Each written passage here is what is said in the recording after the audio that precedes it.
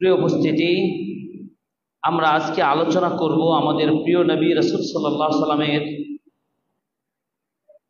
সিরাতুর রাসূল, তার জীবনের প্রথম ভাগ, তার জন্মের, তার নামকরণ, তার শিশুকাল।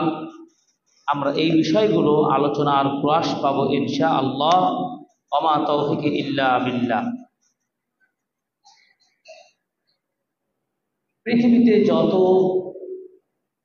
ব্যক্তির আগমন ঘটেছে, সবার মধ্যে সর্বশ্রেষ্ঠ মর্যাদা আল্লাহ রাব্বুল আলামিন দান করেছেন প্রিয় নবী মুহাম্মদ সাল্লাল্লাহু আলাইহি সাল্লামকে। তার মর্যাদা পাওয়া এবং আমরা তার উম্মত হতে পেরে আমরা উম্মত হয়ে ধন্য হয়েছি। পূর্বের নবী রাসূলগণ পর্যন্ত এই প্রিয় নবীর উম্মত হতে না পারার জন্য আফসোস করেছেন। আমরা সেই নবীর জীবনী পড়ব, জানব,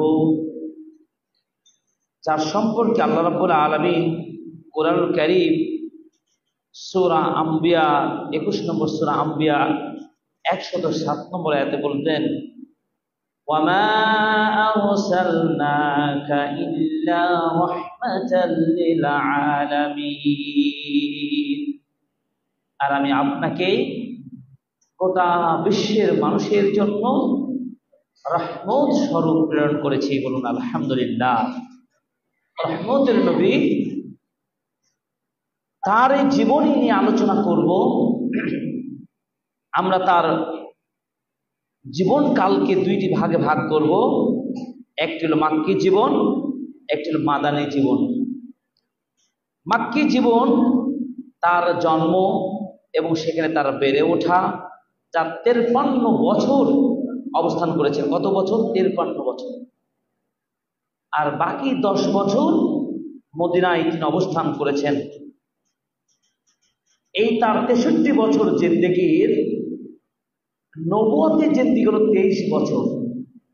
অর্থাৎ তিনি নবী হন, এটা হচ্ছে কত? 23 বছর মাত্র।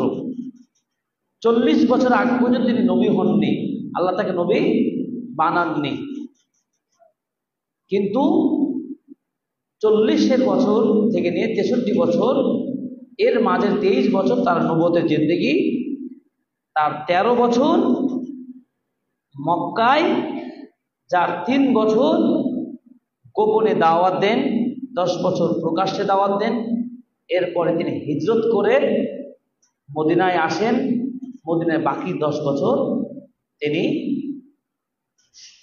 জীবন অতিবাহিত করেন এবং সেখানে একটা পূর্ণাঙ্গ ইসলামী রাষ্ট্র প্রতিষ্ঠা করেন। আমাদের নবী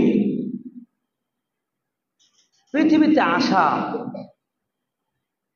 তার পূর্বপুরুষ কারা ছিলেন, কোন বংশের ধারায় নিয়ে, কোন ঐতিহ্য পরিবার থেকে এসেছেন, আমরা একটু গবেষণা করি।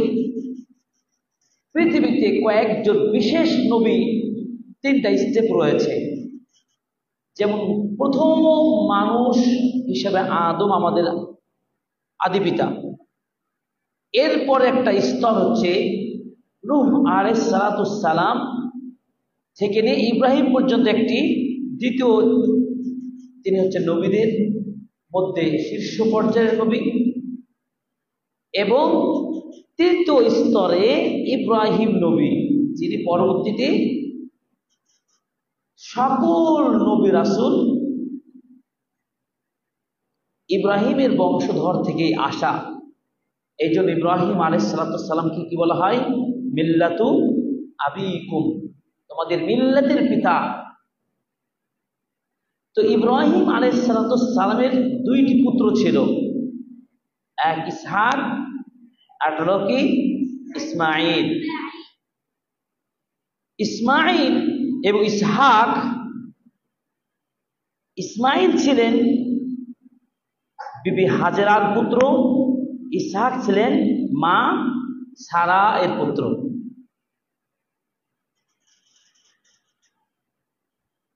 ইসহাক নবী, তিনিও নবী ছিলেন। তার একটা পুত্র নাম ছিল কি? ইয়াকুব। ওই ইয়াকুব নবীকে বলা হয় বানি ইসরাইল। ইসরাইল আল্লাহর বান্দা।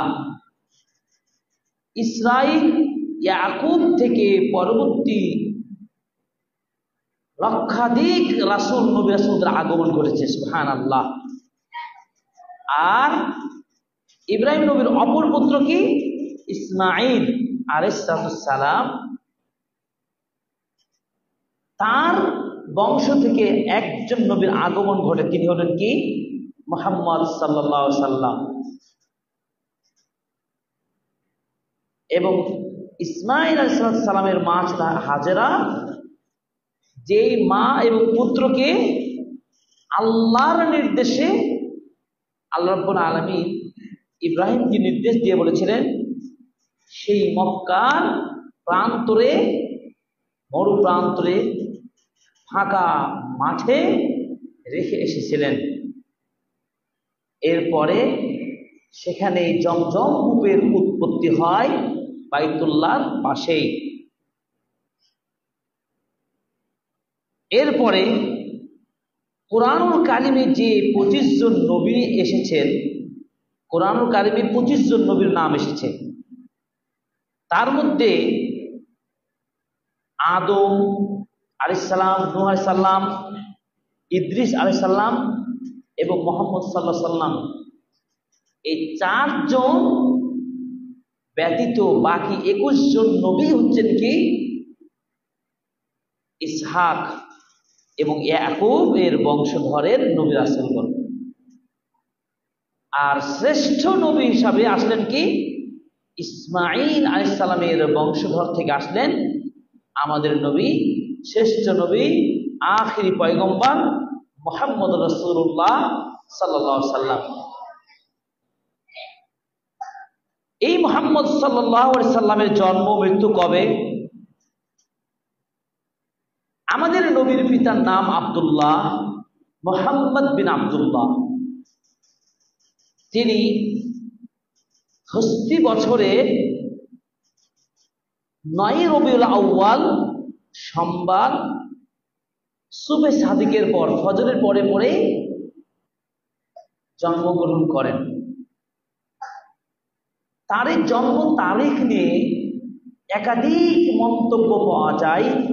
সিরাত, ইতিহাস যারা লেখেন এবং রাসূলের জীবনী নিয়ে যারা গবেষণা করেন, বিভিন্ন মত পাওয়া যায়। কিন্তু সমাজে বহুল প্রচলিত আছে কি 12ই রবিউল আউয়াল। কিন্তু গবেষকগণ বলছেন 12ই রবিউল আউয়াল তার জন্মের তারিখটি নিয়ে সঠিক হওয়ার ব্যাপারে মতামত রয়েছে এবং মতভেদ রয়েছে। যতটা শক্তিশালী মত হলো 9ই রবিউল আউয়ালে তার জন্ম এবং তার মৃত্যু হলো হিজরি বর্ষ অনুযায়ী 11তম হিজরির প্রথম রবিউল আউয়াল, ওই একই যে মাসে জন্ম সেই মাসেই তার মৃত্যু। রবিউল আউয়াল মাসের প্রথম তারিখ সোমবার, সেই দিনটা হচ্ছে সোমবার, ঠিক সকাল 10টার দিকে নবীর মৃত্যু হয়। তাহলে জন্ম এবং মৃত্যু রাসূল সাল্লাল্লাহু আলাইহি সাল্লামের দুটোই হলো কি রবিউল আউয়াল মাসে, এবং সকালের জন্ম এবং সকালের পরে মৃত্যু, এবং সেটা ছিল রবিউল আউয়াল মাস। রাসূল সাল্লাল্লাহু আলাইহি সাল্লামের জন্মের সময় কতগুলো নিদর্শন পাওয়া যায় যেগুলো বেশিরভাগ সঠিক নয়। রাসূল সাল্লাল্লাহু আলাইহি সাল্লাম জাতির উদ্দেশ্যে একটা বক্তব্য দিয়েছিলেন বিদায় হজ্জে। বিদায় হজ্জের বক্তব্য দেওয়ার পরে 80 অথবা 81, আবার কেউ কেউ বলছেন 90 কি 91 দিন তিনি বেঁচে ছিলেন। এরপরে তার মৃত্যু সংঘটিত হয় এবং 12ই রবিউল আউয়াল এবং রাসূল সাল্লাল্লাহু আলাইহি সাল্লামের মৃত্যুর তারিখ যে অনেকে বলেন যে তার জন্ম তারিখ মৃত্যু তারিখ একই, এটা ভুল কথা। ইবনু হিশাম তার ভাষ্যকার কিতাবে বলছেন যে আসলে মা তাফি সানি শাহরে রবিউল আউয়াল, রবিউল আউয়াল মাসের 2 তারিখে তিনি মারা যান। কিন্তু পরবর্তীতে তার এই মৃত্যু তারিখটা নিয়ে গবেষণা করতে গিয়ে ভুলক্রমে তারা সানি মিন রবিউল আউয়াল, এই সানি শাহরি, এই সানির পরে আশারা অথবা সানি শাহরি সানি আশারা মিন শাহর রবিউল আউয়াল, রবিউল আউয়াল মাসের 12 তারিখে তিনি মারা যান। 2 এর পরে 10 লাগিয়ে দিল, আরবিতে আশারা মানে 10, সানি মানে 2, 2 10 কে 12 হয়, এই বলে তারা ভুল একটা ব্যাখ্যা দিয়েছেন। যাই হোক, রাসূল সাল্লাল্লাহু আলাইহি সাল্লাম 571 খ্রিস্টাব্দে হস্তির বছরে তার জন্ম এবং 632 খ্রিস্টাব্দে 11 হিজরিতে তার মৃত্যু।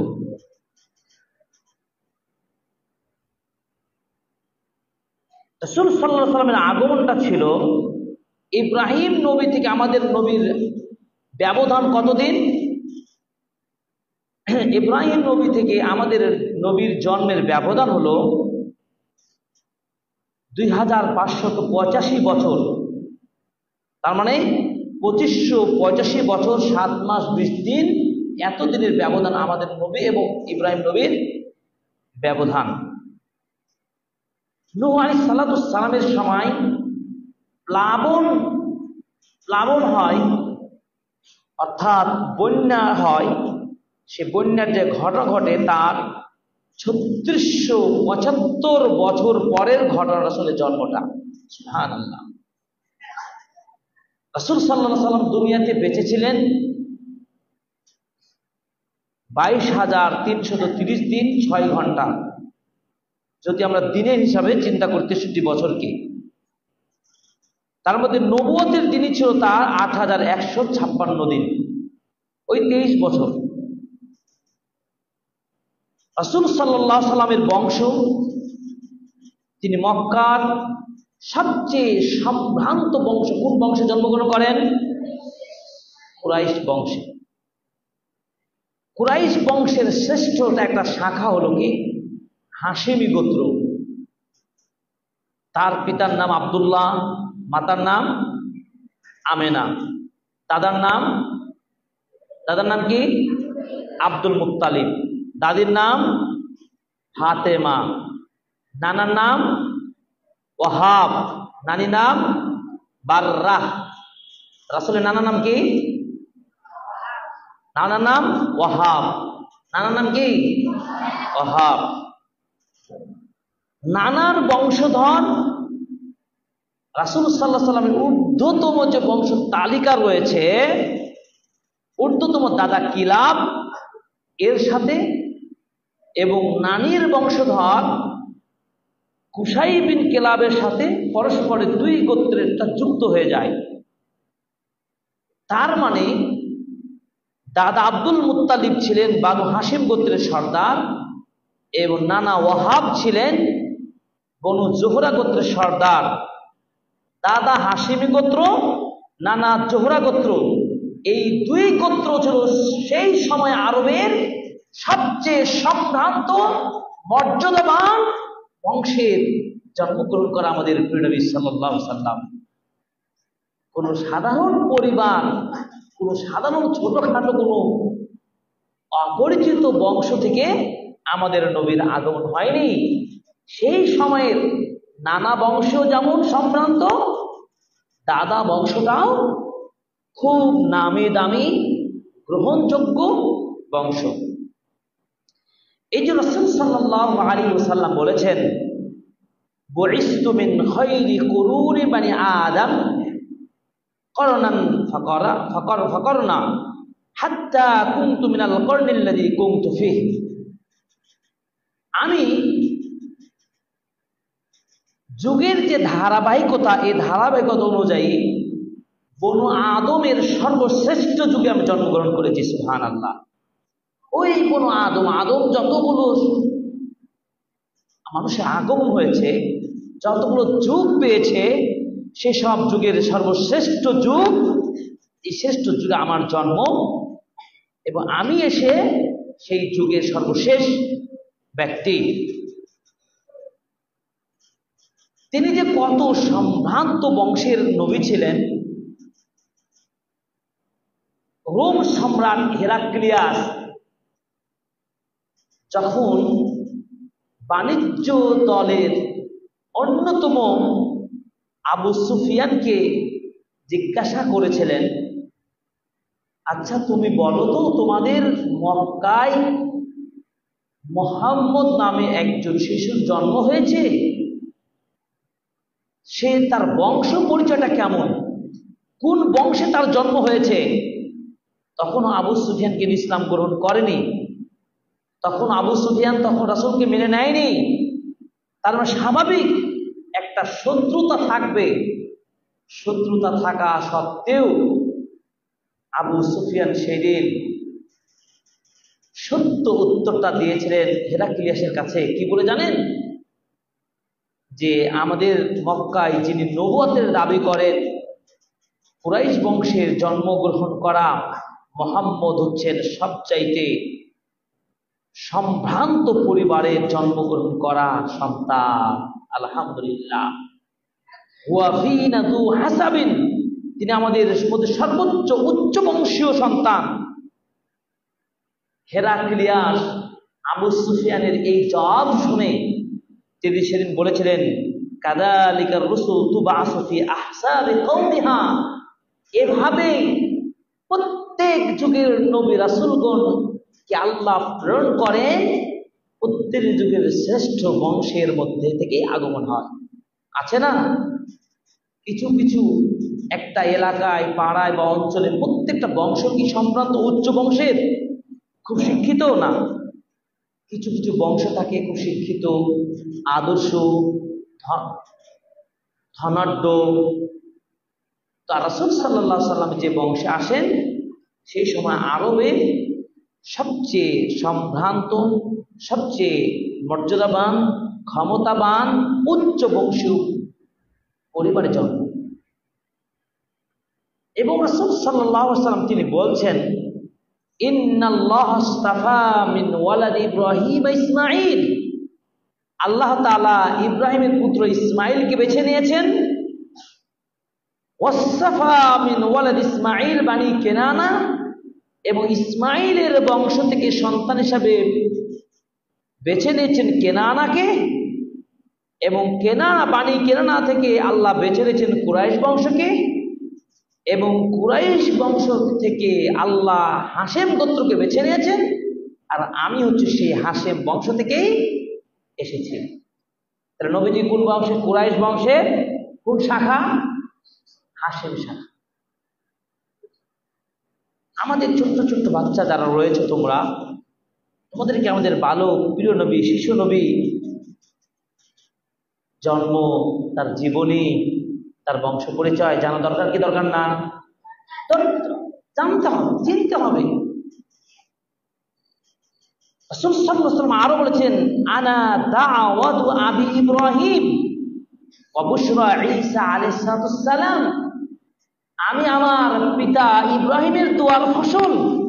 কারণ ইব্রাহিম নবী দোয়া করেছিলেন, ওই দোয়ার বরকতে আমি এই দুনিয়াতে আসতে পেরেছি। এবং সুসংবাদ দান করেছিলেন কি আমার পূর্বের নবী ঈসা আলাইহিস সালাম তার উম্মার লোকদেরকে এই সুসংবাদ দিয়েছিলেন যে আমার পরে আহমদ মুহাম্মদ একজন আসবেন। সূরা সফে আল্লাহ তাআলা বলেছেন, তাই না? বাইতুল্লাহ নির্মাণের সময় ইব্রাহিম এবং তার পুত্র ইসমাঈল, বাবা ও ছেলে, ভবিষ্যতের জন্য দোয়া করেছিলেন। দোয়ার ফসল দেখেন, দোয়া করে আল্লাহ কবুল করেছেন কিভাবে দেখুন। তারা দোয়া করে এভাবে, রব্বানা ওয়াবআথ ফীহিম রাসূলাম মিনহুম ইয়াতলু আলাইহিম আয়াতিকা ওয়া ইউআল্লিমুহুম আল্লামুহুমুল কিতাবা ওয়াল হিকমা ওয়া ইউযাক্কিহিম ইন্নাকা আনতাল আজিজুল হাকীম। সূরাতুল বাকারা 129 নম্বর আয়াত। কত নম্বর আয়াত? 129 নম্বর আয়াত। ইব্রাহিম আলাইহিস সালাম এবং ইসমাঈল তারা দুই বাবা ছেলে দোয়া করলেন, রব্বানা, হে আমাদের পরওয়ারদিগার, আমাদের প্রতিপালক, ওয়াবআস ফীহিম রাসূলা, তুমি তাদের মধ্যে হতে একজন রাসূলকে তুমি প্রেরণ করো, যিনি তাদের নিকটে তোমার আয়াত সমূহগুলো পাঠ করে শোনাবে এবং তাদেরকে কিতাব হিকমতের শিক্ষা দেবেন, তাদেরকে পরিশুদ্ধ করবেন, ওয়ায়ুযাক্কিহিম, তাদেরকে পবিত্র করবেন, পরিচ্ছন্ন করবেন। নিশ্চয় ইন্নাকা আনতাল আজিজুল হাকীম, আপনি তো মহান প্রকৌশলী জ্ঞানী। তিনি দোয়া করেছিলেন। পিতা পুত্রের এই দোয়ার বাস্তব প্রতিফল প্রিয় নবী সাল্লাল্লাহু আলাইহি সাল্লামের দুনিয়াতে আগমন। সেই নবী আমাদেরকে দ্বীন শিক্ষা দিয়েছেন না? সেই নবী আমাদেরকে হাদিস শিক্ষা দিয়েছেন না? সেই নবীর কাছ থেকে আমরা দ্বীন পেয়েছি, পূর্ণাঙ্গ দ্বীন, আলহামদুলিল্লাহ। তিনি বিদায় হজ্জের ভাষণে তিনি বলেছিলেন, আলা হাল বাল্লাগতু, আমি কি ইসলামের দায়িত্ব পূর্ণাঙ্গ পৌঁছাতে পেরেছি? সকলে সেদিন বলেছিল, না, আপনার উপরে অর্পিত দায়িত্ব ইসলাম পূর্ণাঙ্গভাবে পৌঁছে দিয়েছেন। এবং সেদিন ইসলামকে পরিপূর্ণ ধর্ম হিসাবে আল্লাহ চূড়ান্ত ঘোষণা দিয়েছেন। সূরা মায়েদা কয় নম্বর আয়াত? 3 নম্বর আয়াত। আল-ইয়াউমা আকমালতু লাকুম দীনাকুম ওয়া আতমামতু আলাইকুম নি'মাতি ওয়া রাদিতু লাকুমুল ইসলাম দীনা। আজকের দিন আমি ইসলামকে পূর্ণাঙ্গ দ্বীন হিসাবে আমি তোমাদের জন্য মনোনীত করলাম, আলহামদুলিল্লাহ। সেই ইসলাম আল্লাহ তাআলা প্রিয় নবীর মাধ্যমে পূর্ণাঙ্গ দিলেন। সেই নবীর জীবনী আমরা আলোচনা করছি, সেই নবীর স্মৃতি চালন করছি, যে তার জন্ম কোন বংশ থেকে এসেছে, কোন ব্যক্তি তিনি। এমন কোন ব্যক্তি কি সাধারণ? সাধারণ কোনো ব্যক্তির নয়। পিতা ইব্রাহিম এবং ইসমাঈলের দোয়ার ফসলে তিনি এসেছেন।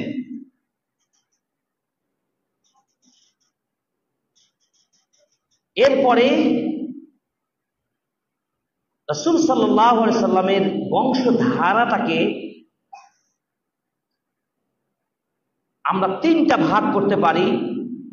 মুহাম্মদ সাল্লাল্লাহু আলাইহি সাল্লাম থেকে পূর্বপুরুষ আদনান পর্যন্ত, এরপরে আদনান থেকে ইব্রাহিম নবী পর্যন্ত দ্বিতীয় ধারা, এবং ইব্রাহিম থেকে নিয়ে আদম পর্যন্ত তৃতীয় ধারা। এই পুরো 3 ধারায় সর্বমোট 82টা স্তর রয়েছে, আদম থেকে নিয়ে নবী মুহাম্মদ সাল্লাল্লাহু আলাইহি সাল্লাম পর্যন্ত। এবং তিনি মুহাম্মদ বিন আব্দুল্লাহ বিন আব্দুল মুত্তালিব বিন হাশিম বিন আব্দে মানাফ বিন কুসাই বিন কিলাব বিন মুররা বিন কাব বিন লুয়াই বিন গালিব বিন ফিহর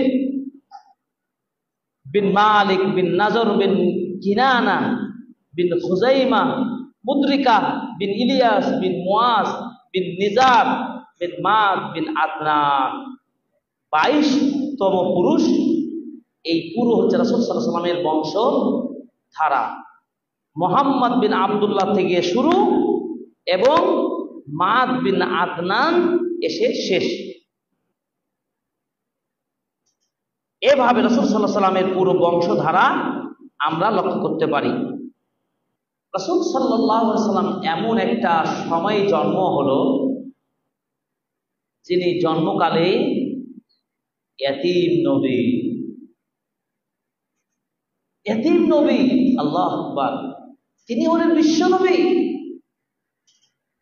তার জন্মের আগেই বাবা আব্দুল্লাহর মৃত্যু হয়। বাবা আব্দুল্লাহ ব্যবসায়িক কাজে মদিনায় যান। সে সময় মদিনার আসল নাম ছিল ইয়াসরিব, পরে মদিনার নামটা পরিবর্তন, ইয়াসরিব নামটা পরিবর্তন হয়ে মদিনা নাম রাখা হয়। সেই মদিনায় গিয়ে বাবা আব্দুল্লাহ অসুস্থ হয়ে পড়েন। 25 বছর বয়সে রাসূলের বাবা কে আব্দুল্লাহ এর মৃত্যু হয়ে যায়। সুতরাং রাসূল সাল্লাল্লাহু আলাইহি ওয়াসাল্লামের জন্মের আগে বাবা মরে যাওয়ায় তিনি কি ইয়াতীম নবী হিসাবে দুনিয়াতে আসলেন এবং সেখানেই মদিনাতে তার দাফনের ব্যবস্থা করা হয়। তিনি মৃত্যুকালে বেশি কিছু রেখে যাননি সম্পদ। 5টা উট, 1 পাল ছাগল এবং একটা হাবশী দাসী, যাকে বলা হয় বারাকা ওরফে উম্মে আইমান। আব্দুল্লাহর একজন দাসী ছিল, স্বাধীন দাসী উম্মে আইমান।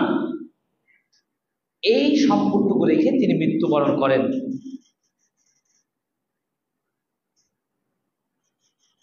পরে এই উম্মে আইমানের গর্ভেই যায়েদ বিন হারেসার জন্ম হয় এবং উসামা বিন যায়েদ তার পুত্র ছিলেন। রাসূল সাল্লাল্লাহু আলাইহি ওয়াসাল্লামের মৃত্যুর 5 মাস পরে তিনি মৃত্যুবরণ করেন।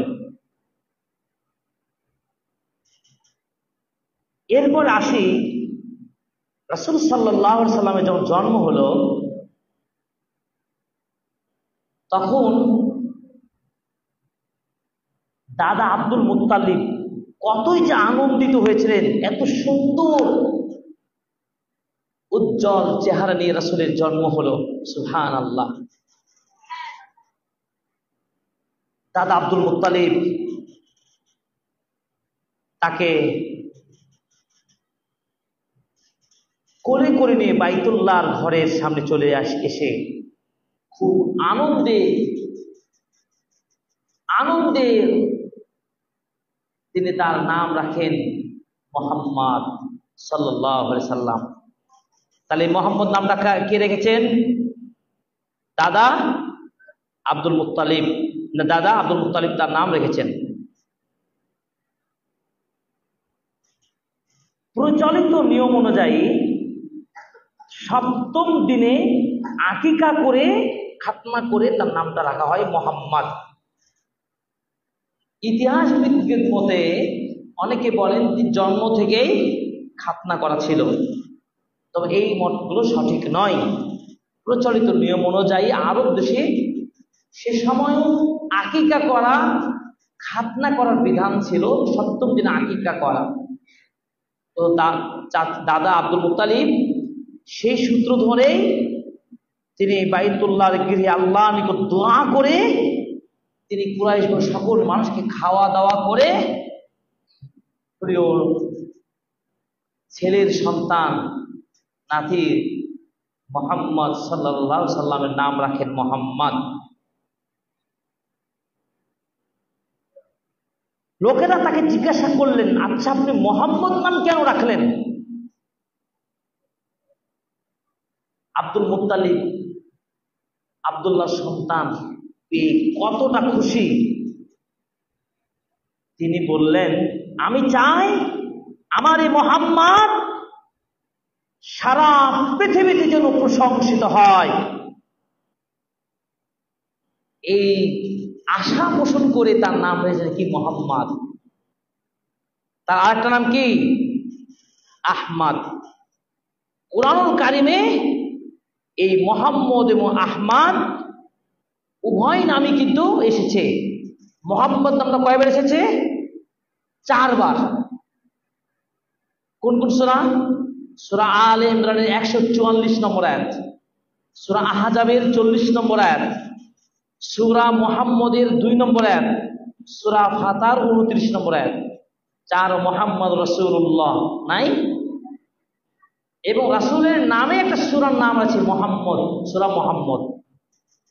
আর আহমদ নামটি এসেছে কয়বার? 1 বার। কোন সূরা? সূরা সফ। তাহলে আমরা রাসূল সাল্লাল্লাহু আলাইহি সাল্লামের নাম মোহাম্মদ এবং আহমদ নামগুলো জানলাম। রাসূল সাল্লাল্লাহু আলাইহি সাল্লামের এছাড়া আরো একটা নাম ছিল। তিনি বলছেন, ইন্নালি আসমা আনা মুহাম্মদ ওয়া আনা আহমদ ওয়া আনাল মাহিল্লাযী ইয়ামহুল্লাহু বিল কুফরা ওয়া আনাল হাশির আল্লাযী ইহশারুন নাসু আলা কদামাই ওয়া আনাল আকিব আল্লাযী লাইসা বাদু আহাদ। আল্লাহর নবী বলছেন, আমার নাম শুধু মুহাম্মদই নয়, আমার নাম মুহাম্মদ, আমার নাম আহমদ, আমি হাশির, আমি আকিব, আমি মাহি। তাহলে বলা হলো মাহি, হাশির এবং আকিব। মাহি হলো যে আল্লাহ তাআলা আমার মাধ্যমে কুফরকে মিটিয়ে দেবেন এবং কিয়ামতের মাঠে আমার কাছে মানুষ সুপারিশের জন্য সবাই হাজির হবে। এবং আকিব মানে আমার পরে আর কোনো নবী আগমন ঘটবে না। শিশু নবী এভাবে জন্ম হলো, নাম রাখা হলো, এবার তার দেখাশোনা প্রতিপালন শুরু হয়ে গেল। এতিম শিশু বাচ্চার লালন পালন দায়িত্ব কে নেবেন? জন্মের পর মুহাম্মদ রাসূলুল্লাহ সাল্লাল্লাহু আলাইহি ওয়াসাল্লাম কিছুদিনের জন্য চাচা আবুল হাবের দাসী সুয়াইবার দুধ পান করেছিলেন। কার দুধ পান করেছিলেন? কার দাসী? আবুল হাবের দাসী সুয়াইবার কিছুদিন দুধ পান করেছিলেন। এরপরে এ সময় পিতা আব্দুল্লাহর রেখে যাওয়া দাসী আইমান তার লালন পালনের দায়িত্ব নেন। ওই যে বাবা আব্দুল্লাহ রেখে গেছিলেন দাসী আইমান, কিছুদিন লালন পালন করার পরে তার দুধ পানের জন্য হালিমাতুস সাদিয়া রাদিয়াল্লাহু তাআলা আনহার নিকট পাঠিয়ে দেন। এটা নিয়ে অনেক ইতিহাস আছে। হালিমাতুস সাদিয়া তার দুধ মা, যখন হালিমাতুস সাদিয়া রাসূল সাল্লাল্লাহু আলাইহি সাল্লামকে শিশু বাচ্চাকে দুধ পান করার জন্য নিয়ে গেলেন, তখন অনেক অলৌকিক ঘটনা ঘটে। আল্লাহু আকবার, কি বরকতের নবী! ওমা আরসালনাকা ইল্লা রাহমাতাল লিল আলামিন, বিশ্ববাসীর জন্য রহমত নবী। হালিমাতুস সাদিয়া বলছেন, সে সময় দুর্ভিক্ষ ছিল, আমরা শিশু সন্তান নেওয়ার জন্য মক্কায় আসি। অন্যান্য দুধ পানকারী নারীরা বিভিন্ন উচ্চ বংশের সন্তানদেরকে দুধ পান করার জন্য নিয়ে যায়, কিন্তু মুহাম্মদ সাল্লাল্লাহু আলাইহি সাল্লামকে কেউ নেয় না। এরকম একটা বর্ণনা পাওয়া যায়, কারণ তিনি যে আছেন অভিভাবক নাই। ঠিক হালিমা সাদিয়া ইয়াতিম নবীকে নিয়ে নিলেন দুধ পানের জন্য। এরপরে যে ইয়াতিম নবীকে পেয়ে হালিমা সাদিয়ার যে বরকত শুরু হলো, তার গায়ে দুধ চলে আসলো অনেক। এরপরে তার পশুগুলোর যেই বাহনে করে এসেছিল, সে বাহনটা সবচেয়ে গতিশীল হলো, শক্তিশালী হয়ে গেল। সামগ্রিক বরকত নেমে আসলো। এখানে একটা বিষয়, তৎকালীন আরব দেশে একটা কালচার ছিল, শিশু সন্তানদেরকে শহর থেকে গ্রামে পাঠাতে হবে। কোথায়? শহর থেকে গ্রামে। শহর থেকে কেন গ্রামে? শহরের পরিবেশ কিন্তু আবহাওয়া পরিবেশগত দিক থেকে অন্যান্য উন্নত হলেও পরিবেশগত দিক থেকে ভালো থাকে না যতটা পরিবেশ গ্রামে থাকে। সেখানে শরীরটা হেলদি হয়, প্রাকৃতিক আবহাওয়ার সাথে মিশে শিশু বাচ্চাদের সাথে উঠা বসার সুযোগ পায়, এবং ছেলে গ্রামের মানুষের ভাষা শৈলী সুন্দর হয়। এই সব কিছু প্রশিক্ষণের জন্য, সুস্থ দেহে গড়ে ওঠার জন্য হালিমাতুস সাদিয়ার হাতে তুলে দেওয়া হলো রাসূল সাল্লাল্লাহু আলাইহি সাল্লামকে।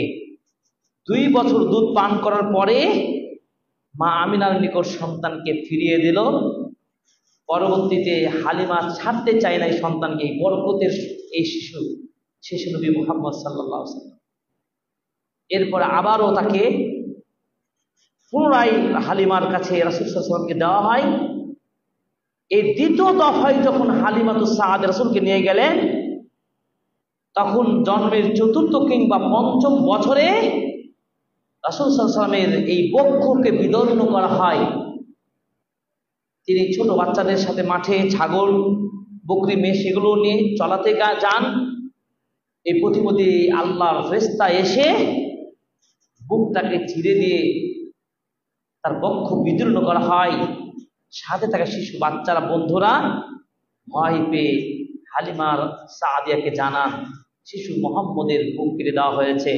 কিন্তু আল্লাহর রহমতে তার বুকের মধ্য থেকে শয়তানের সব অসুয়াশাগুলোকে বের করে দিয়ে আবার স্বাভাবিক আল্লাহ তাআলা করে দিলেন। এরপরে শিশু হালিমা সাআদা দৌড় দিয়ে আসলেন। রাসূল সাল্লাল্লাহু আলাইহি ওয়াসাল্লাম একটু বিষণ্ণ, খুব মনটা খারাপ একটা ভাব। তারপরে কোলে তুলে নিয়ে আদর করে সেবা যত্ন শুরু করলেন। আমার নবী মুহাম্মদ, শিশু নবী মুহাম্মদ সাল্লাল্লাহু আলাইহি ওয়াসাল্লাম কে এইভাবে ইয়াতীম নবীকে লালন পালন করলেন হালিমা সাদিয়া। রাসূল সাল্লাল্লাহু আলাইহি ওয়াসাল্লামের বক্ষ বিদর্ণ দুইবার ঘটনা হয়, একটা শিশুকালে আর একবার কি যখন মেরাজের রজনীতে, তিনি মেরাজের রজনীতে ঊর্ধ্বগমনে আল্লাহ তাআলা নিয়ে যান, তখন তার বক্ষ বিদীর্ণ করা হয়। আর এইদিকে মা আমিনার আবারও মৃত্যু হয়ে যায় যখন সন্তান রাসূল সাল্লাল্লাহু আলাইহি ওয়াসাল্লামের বয়স 6 বছর। তখন মা আমিনা তার স্বামী তথা রাসূল সাল্লাল্লাহু আলাইহি ওয়াসাল্লামের বাবা আব্দুল্লাহর কবর জিয়ারত করার জন্য মদিনায় যান। সেখানে গিয়ে অসুস্থ হয়ে যান কবর জিয়ারত করার পরে। এরপরে মক্কায় ফেরার পথে আবওয়া নামক স্থানে মায়ের মৃত্যু হয়ে যায়। সুতরাং মা হারা, বাবা হারা, পিতৃহারা ইয়াতীম মুহাম্মদ সাল্লাল্লাহু আলাইহি ওয়াসাল্লাম 6 বছর বয়সে মাকেও হারিয়ে দিলেন। কি অসহায়ত্ব, কি কঠিন অবস্থা! এই অবস্থা আমার আপনার জীবনে যদি হয় কত কষ্ট হবে। আল্লাহ তাআলা সূরা আদ-দুহার মধ্যে বলেছেন, ওয়াদ-দুহা ওয়াল-লাইলি ইযা সাজা মা ওয়াদ্দাআকা রাব্বুকা মা ক্বালা ওয়ালাল আখিরাতু খায়রুল লাকা মিনাল উলা ওয়ালা সাওফা ইউতিকা মা ওয়ালা সাওফা ইউতিকা রাব্বুকা মা তারদা। হে ইয়াতীম নবী, আলাম ইয়াজিদকা ইয়াতীমান, আমি কি আপনাকে ইয়াতীম নবী পাইনি? আপনাকে এমন কিছু দেব, আপনাকে আমি সন্তুষ্ট করে দেব। সেই ইয়াতীম নবীকে আল্লাহ বিশ্ব নবী হিসাবে, শ্রেষ্ঠ নবী হিসাবে, শ্রেষ্ঠ ব্যক্তি হিসাবে তিনি তাকে সে মর্যাদা দিলেন। আলহামদুলিল্লাহ। পরবর্তীতে আল্লাহ তাকে কিভাবে বেড়ে গড়ে তুলবেন, মা নাই, বাবা নাই, তার দেখাশোনার দায়িত্ব কে নিলেন? কে দায়িত্ব নিলেন? দাদা আব্দুল মুত্তালিব ইয়াতীম নবীর দায়িত্ব নিলেন। দাদা আব্দুল মুত্তালিব তার অভিভাবক। দাদা আব্দুল মুত্তালিব যখন 8 বছর বয়সে মারা গেলেন, অর্থাৎ রাসূল সাল্লাল্লাহু আলাইহি ওয়াসাল্লামের যখন বয়স 8, তখন দাদারও মৃত্যু হয়ে গেল। তার মানে তিনি মূল অভিভাবক দাদাকেও হারিয়ে দিলেন। আল্লাহু আকবার। এরপরে রাসূল সাল্লাল্লাহু আলাইহি ওয়াসাল্লামের দায়িত্ব কে নেবেন? এর দায়িত্ব দাদা আব্দুল মুত্তালিব চাচা আবু তালিবকে দায়িত্ব দিয়ে গেলেন।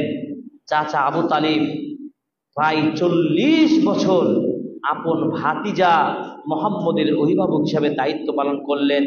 সুবহানাল্লাহ। কিন্তু দুঃখজনক হলো চাচা আবু তালিব ইসলাম গ্রহণ করেননি। আল্লাহ রাসূল বলছেন, জাহান্নামে সবচাইতে কম শাস্তি দেওয়া কাকে? চাচা আবু তালিবকে আগুনের 2টা জুতো পরে দেওয়া হবে। এই 2টা আগুনের জুতাতে তার মগজগুলো টকবক টকবক করবে। কি আগুন বাঁচবে? তার মানে ইসলাম গ্রহণ না করার কারণে জান্নাত মিলল না, জান্নাত পাবে না, মুক্তি নাজাত পাবে না। তাই রাসূল সাল্লাল্লাহু আলাইহি ওয়াসাল্লাম বলেছেন, আমি ওই কালেমা তাওহীদ লা ইলাহা ইল্লাল্লাহ কালেমা পাঠ করার জন্য আমার চাচাকে বলেছিলাম, যদি আমার চাচা যদি এই কালেমাটা পড়ে নিতেন ফাহিয়া লাহু নাজাত, তাহলে আমার চাচার জন্য এটাই হতো নাজাত হয়ে যেত। তা আসল প্রিয় মুসাল্লিয়ান ইকরাম, আমরা রাসূল সাল্লাল্লাহু আলাইহি ওয়াসাল্লামের শিশুকালের 8 বছর পর্যন্ত আলোচনা করলাম। আগামীতে ইনশাআল্লাহ এইভাবে তার বেড়ে ওঠা বাকি জীবনীগুলো আমরা আলোচনা করব। রাসূল সাল্লাল্লাহু আলাইহি ওয়াসাল্লামের চাচাগুলো ছিলেন 3 ধরনের: আব্বাস, হামজা রাদিয়াল্লাহু তাআলা আনহুম, এরা ইসলাম গ্রহণ করেছিলেন। আবু তালিব ইসলাম গ্রহণ করেননি, কিন্তু ভাতিজার বিরোধিতাও করে নাই। আর আবু লাহাব সারা জীবন বিরোধিতা করেছে এবং তারা কখনোই ভাইস্তার পক্ষে থাকে নাই। যাই হোক, আল্লাহ তাআলা আমাদের প্রিয় নবী সাল্লাল্লাহু আলাইহি সাল্লামের এই যে জন্ম হয়েছে, এই জন্ম দিবসকে লক্ষ্য করে সমাজে কি করে, তার জন্ম দিবস পালন করে মিলাদুন নবী। বলেন তো, রাসূল সাল্লাল্লাহু আলাইহি সাল্লামের এত আয়োজনে তার এই সুন্দর জীবনটাকে নিয়ে 63 বছর বেঁচে ছিলেন আল্লাহর নবী সাল্লাল্লাহু আলাইহি সাল্লাম। তিনি কোন একদিন তার জীবদ্দশায় তার এই জন্ম দিবসের অনুষ্ঠান পালন করেছেন? একটা পৃথিবীর ইতিহাসে এর প্রমাণ মিলবে, পাওয়া যাবে? এবার রাসূল সাল্লাল্লাহু আলাইহি সাল্লাম ধরলেন নিজ হাতে তার জীবন জন্ম দিবস পালন করলেন না, তার ভক্তরা তো করবে নাকি? তার সবচেয়ে ভক্তকে আবু বকর রাদিয়াল্লাহু তাআলা আনহু কি তার জন্মদিবস পালন করে অনুষ্ঠান করেছিলেন? প্রিয় ব্যক্তি উমর রাদিয়াল্লাহু তাআলা করেছিলেন। প্রিয় ব্যক্তি, প্রিয় জামাই ওসমান রাদিয়াল্লাহু তাআলা আনহু তার জন্মদিবস পালন করেছিলেন। প্রিয় নবী সাল্লাল্লাহু আলাইহি ওয়াসাল্লামের প্রিয়জন আলী রাদিয়াল্লাহু তাআলা আনহু করেছিলেন? কোন ইতিহাস, কোন হাদিসে নাই রাসূল সাল্লাল্লাহু আলাইহি ওয়াসাল্লামের জন্মদিবস মিলাদুন নবী পালন করতে হবে, এর ইতিহাস একটাও নাই, তারাও পালন করে নাই। এমনকি বিশিষ্ট 4 জন ইমাম আবু হানিফা রাহিমাহুল্লাহ, ইমাম শাফিঈ রাহিমাহুল্লাহ, ইমাম আহমদ বিন হাম্বল রাহিমাহুল্লাহ, ইমাম মালিক রাহিমাহুল্লাহ, এই কোন মাযহাবের কোন ইমাম পর্যন্ত রাসূল সাল্লাল্লাহু আলাইহি ওয়াসাল্লামের জন্মদিবস পালন করতে হবে, আয়োজন করতে হবে, সবুজ পাগড়ি পরে তার মিছিল করতে হবে, এর কোনো ইতিহাস নাই।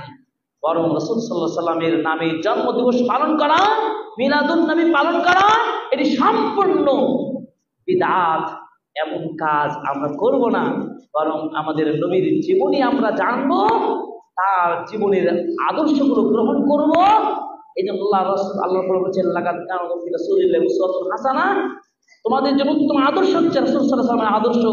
আমরা রাসূলের আদর্শে আদর্শিত হই, রাসূলের সুন্নাহকে ধারণ করি, তাহলে আমরা জান্নাত পাবো ইনশাআল্লাহ। আল্লাহ তাআলা বলেছেন, ওয়া মা আতাকুম রাসূল ফাখুযুহু ওয়া মা নাহাকুম আনহু ফান্তাহু, তোমাদেরকে যে নবী যে সব দিন দিয়েছেন, যা আদেশ করেছেন গ্রহণ করো, যা বর্জন করেছে তা বর্জন করে চলো। সুতরাং আলাদাভাবে মিলাদুন নবী জন্ম দিবস পালন করেন, মৃত্যু দিবস পালন করেন, এসব চলবে না। এগুলো সম্ভ্রান্ত আল্লাহ তাআলা আমাদের নবীজির জীবনী থেকে শিক্ষা নাও তৌফিক দান করুন। আমিন আমিন। বারাকাল্লাহু লানা ওয়া লাকুম ফিল আযীম ওয়া নাফা'না ওয়া ইয়্যাকুম বিল হাকীম ইন্নাকা জাওয়াদুল মালিকুর রহিম। ইন্নাল হামদালিল্লাহি ওয়াহদাহু ওয়াসসালাতু ওয়াসসালামু আলা রাসূলিল্লাহ ওয়া আলা আলিহি ওয়া সাহবিহি ওয়া মান বা'দ। ইয়া আইয়ুহাল্লাযীনা আমানু সাল্লু আলাইহি ওয়া সাল্লিমু তাসলিমা। আল্লাহুম্মা সাল্লি আলা মুহাম্মাদ ওয়া আলা আলি মুহাম্মাদ কামা সাল্লাইতা আলা ইব্রাহিম ওয়া আলা আলি ইব্রাহিম ইন্নাকা হামিদুম মাজিদ। আল্লাহুম্মা বারিক আলা মুহাম্মাদ ওয়া আলা আলি মুহাম্মাদ কামা বারাকতা আলা ইব্রাহিম ওয়া আলা আলি ইব্রাহিম ইন্নাকা হামিদুম মাজিদ। রব্বানা আতিনা ফিদ দুনিয়া হাসানাহ ওয়া ফিল আখিরাতি হাসানাহ ওয়া কিনা আযাবান্নার। রাব্বিরহামহুমা কামা রাব্বায়ানি সাগীরা, রাব্বিরহামহুমা কামা রাব্বায়ানি সাগীরা।